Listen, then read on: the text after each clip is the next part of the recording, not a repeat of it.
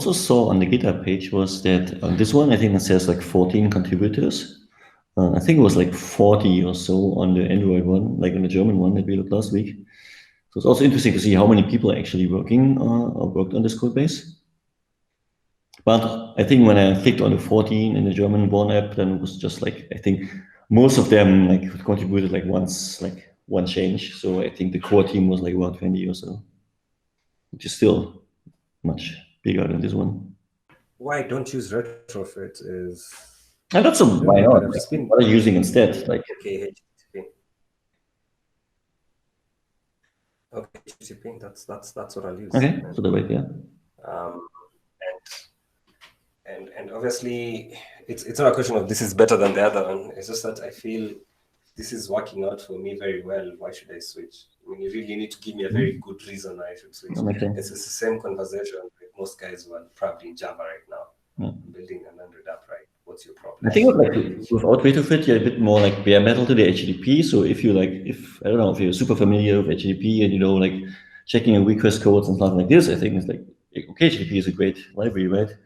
If you don't care about the whole thing and just want to say, this is my endpoint, give me my data, and I don't care if it's 200 to 201, whatever, right? I think like retrofit like takes away these things. Like, but under the hood, they're using the same thing. So as you said, like it's not like a better or not. It's like what you prefer.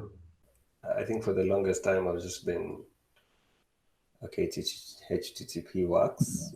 Why should I switch? Unless you get into this project where someone tells you need to use this. I'm like, okay, fine. Might as well. I remember like a time when I was still using Volley, and then I saw this presentation from like a colleague from the backend actually, and he was showing us retrofit like many years ago, and he said, this is like the HTTP client to end all HTTP clients, and I like that, and I haven't used anything else ever since. And every code challenge I say, it's just okay, dump like the endpoint here, this is the JSON, put the object there, the nice coroutine support, and like the X support before was good, so it was working out for me very well, and like, yeah. But whatever we're used to, right? But then I'm seeing something as this project is loading. There's all this. This is never used. It is interesting, right? So they don't look at the warnings. Like, how do you feel about when you see like a project and there's a lot of warnings? What do you think about it? Some people are really like, scared about it, and some it's just warnings, right? Like when I get scared too is so now I think at work, one of the things that is like there is like when you're building, let's say if you have your project and you have all these like warnings. So we use there is this plugin I can quickly put. So what it does is it checks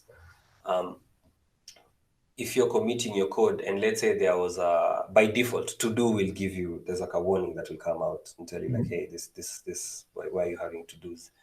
To is to do will never pass any merge or any commit for that matter, because then there are all these checks that go through, and the first warning is the to do. You know, the way it automatically generates on Android Studio. And so the other thing is if you have let's say you use like all these parameters that are being unused, and you have declarations that are probably obsolete based on the version of the library we're using, that's going to throw a warning at you. I generally will be itchy at coming in to fix all of these errors, because it's I mean, I start seeing this, and then the next thing you know is I'm starting to freak out with, okay, so what happens when there's a next update? The next few days or something, and then you'll probably have written test implementation, and then that was made obsolete because there's another update in a certain version of Android, then you have to delete it.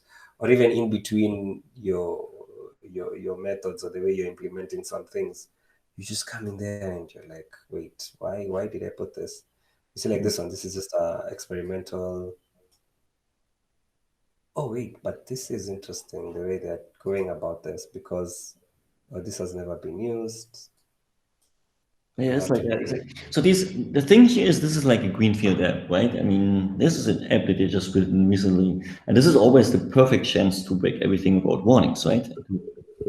Like fix every warning, and I think you should definitely use this. Like the app, I know that you probably have at work, have been used for years, probably has hundreds of warnings, and it's much harder to get rid of them because once you start having some of them, it's like impossible to get rid of all of them. So I think on every Greenfield project, I try to keep it without any warning. And the nice thing is, if then it's actually an warning that you should not miss, you cannot miss it because you can even, I don't know, you see it right there.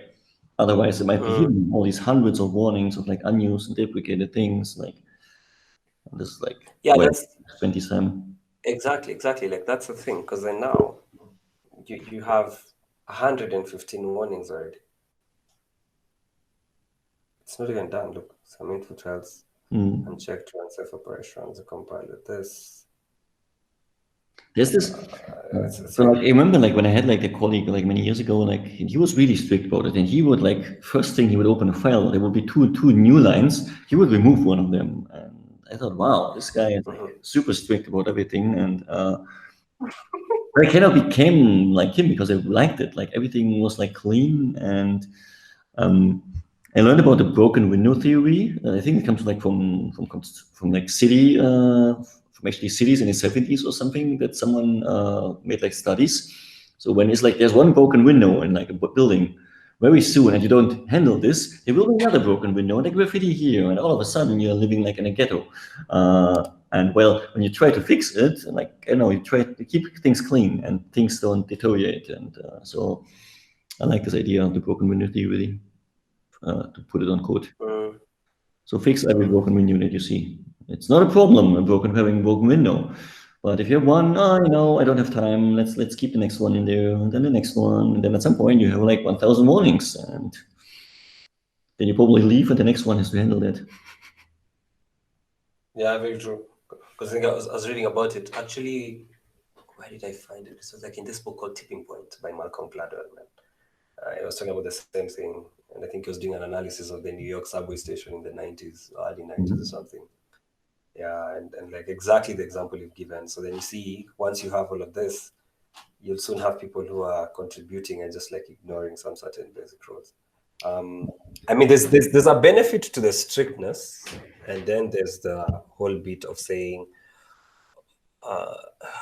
we will be okay. I mean, like I love that strictness. I love the fact that you tell people like, look, if you want to do something, you need to do it in this specific way. If you don't do it in this specific way, even if it's a very small thing, you go and fix it.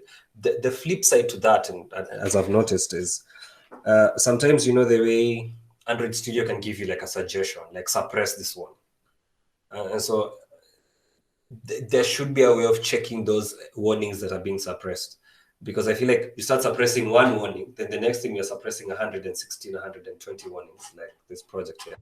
Yeah. And so the flip side to being strict is, yes, the developers in your company or in your team are going to spend a longer time to try and fix some certain errors. But beauty is by the time you ship, you won't be having some errors, and you won't have some errors being shipped under the hood just like that. So I know the feeling to that. The suppress is a really dangerous one. Like yes, sometimes you want to suppress, but if you suppress all the warnings, yes, the warnings are gone, but it didn't solve anything, right? So sometimes you have to, but we're discussing this actually in our team and thought like maybe they should have like a limited lifetime. Like, yes, it's working now, you have to get your release out, but I don't know, it would automatically get removed after like a month or something like this. This is what I think what you want, like, because otherwise you will forget about it. And at least have a rule, I don't know, no suppress without a command. Why are you suppressing this, right? Why is it actually valid suppression here?